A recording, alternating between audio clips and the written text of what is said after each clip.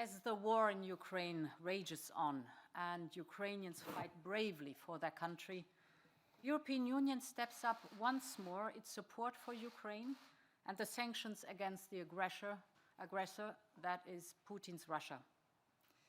For the first time ever, the European Union will finance the purchase and delivery of weapons and other equipment to a country that is under attack. This is a watershed moment. HRVP Borrell will present to you the proposal in a few minutes. At the same time, we're strengthening once more our sanctions against the Kremlin and its collaborator, Lukashenko's regime. First, we are shutting down the EU airspace for Russians. We're proposing a prohibition on all Russian-owned, Russian-registered, and Russian-controlled aircraft. These aircraft will no more be able to land in, take off, or overfly the territory of the European Union. This will apply to any plane, owned, chartered, or otherwise controlled by a Russian legal or natural person. So let me be very clear. Our airspace will be closed to every Russian plane, and that includes the private jets of oligarchs too. Second, in another unprecedented step, we will ban in the European Union the Kremlin's media machine. The state-owned Russia Today and Sputnik, as well as their subsidiaries, will no longer be able to spread their lies to justify Putin's war and to sow division in our union. So we are developing tools to ban that toxic and harmful disinformation in Europe. And third, we will target the other aggressor of this war, Lukashenko's regime. Lukashenko's regime is complicit in the vicious attack against Ukraine. So we will hit Lukashenko's regime with a new package of sanctions. We will introduce restrictive measures against their most important sectors. This will stop their exports of products from mineral fuels to tobacco, wood and timber, cement, iron, and steel. We will also extend to Belarus the export restrictions we introduced on dual-use goods for Russia. This will also avoid any risk of circumvention of our measures against Russia. And in addition, we will sanction those Belarusians helping the Russian war effort.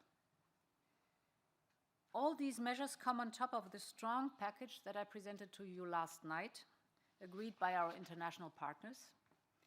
Under this package, important Russian banks will be excluded from the SWIFT system. We will also ban the transactions of Russia's central bank and freeze all its assets to prevent it from financing Putin's war. And we will target the assets of Russian oligarchs. We continue to coordinate closely with partners around the globe, and we remain in close contact with our Ukrainian friends. President Zelensky's leadership and his bravery and the resilience of the Ukrainian people are outstanding and impressive. They are an inspiration for all of us. We welcome with open arms those Ukrainians who have to flee from Putin's bombs, and I'm proud of the warm welcome that Europeans have given them. We are mobilizing every effort and every euro to support our eastern member states to host and take care of these refugees. We will do this in full solidarity. And with this, I invite HRVP Borrell to give his part. Thank you, President. As you have said, we are currently witnessing a fully fledged war directly in our borders. The war is again on the borders of Europe. President Putin is trampling the statehood and identity of a sovereign Ukraine and its people. What we see is blatant violations of international law, and with more and more civilian infrastructure being targeted, international humanitarian law Putin's bombing, launching missiles, strikes, killing innocent people. But the Ukrainian armed forces are fiercely fighting back and showing an heroic resistance to this invasion. It's the people and an army fighting against the invader. But the invader, Putin war is not only against Ukraine. We need to understand the gravity of the situation for us, for the European, and for the global security. This afternoon, Putin has announced that he's putting Russian nuclear deterrent forces on high alert. It's important to stress that the nuclear forces of Russia has been put on high alert. I just had a VTC conference with the G7 foreign ministers, and we were joined by Minister Kuleba, who informed us of the latest development on the ground and the Ukraine urgent needs. And I told him very clearly, you came last week, we asked for SWIFT and we asked for arms. And now we are delivering on both sides. We are doing everything we can to support Ukraine. We stand by Ukrainian people in practical terms. In 1 hour, I am convening for the 4th time in this week the European Union Foreign Ministers' Council for an extraordinary meeting, and following up the request from Minister Kuleba, Foreign Minister of Ukraine, I will today propose to use the European Peace Facility for 2 emergency assistance measures to finance the supply of lethal material to the Ukrainian army, as well as urgently needed fuel, protective equipment, and medical supplies. Another taboo has fallen. The taboo that the European Union was not providing arms in a war. Yes, we are doing, because this war requires our engagement in order to support the Ukrainian army. Because we live in unprecedented times, like you did when the pandemic came. We are facing the best on the war, as the biblical times. And this will not finish here. It is the first time in our history that the European Union will provide lethal equipment to a third country, and I have also instructed my team and the European Union military staff to set up a mechanism to coordinate the request of the Ukrainian army so that we can respond in the most effective way, together with the member states, to their needs that Minister Kuleba has explained us today.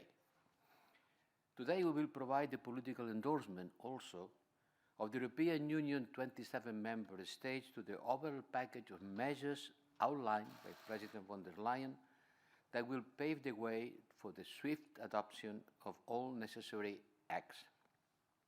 As just explained by Madam President, we will discuss with the foreign ministers the announcement of tough economic sanctions. SWIFT, the central bank. I will also put forward additional listings against oligarchs. We'll target the elite of the Putin regime, who benefit financially from the system. We will also reinforce our measures against Belarus, who have been facilitating the Russian assault against Ukraine. With these measures, more than half of the central bank reserve of Russia will be blocked. Also, more and more member states are announcing to close the airspace to the Russian airlines and aircrafts, and we will set a common approach together with the ministers. And finally, disinformation, because Putin doesn't want also only to conquer the land, he also wants to conquer the spirits of the people through toxic messages, through lies. The Kremlin and its supporters are engaged in a massive disinformation campaign in Ukraine, in our neighborhood, and in the European Union itself. And we have been fighting against disinformation since 2015, with the East Stratcom Task Force and the European Union Disinformation Platform, which, by the way, I invite all of you to visit. And today we are taking a crucial step to turn off the tap for the Russians' information manipulation in Europe by banning Russia Today and Sputnik from broadcasting in the European Union. We are killing the snake on its net. We will also continue working actively in Ukraine and in our neighborhood to fight the attempts to distort reality and to seed confusion and uncertainty. Let me close, Madam President, by underlining that we will continue to coordinate with the Ukrainian government and neighborhood countries and to do everything that we can to provide all the necessary support to the Ukrainian people and to put a stop to this senseless war. Thank you.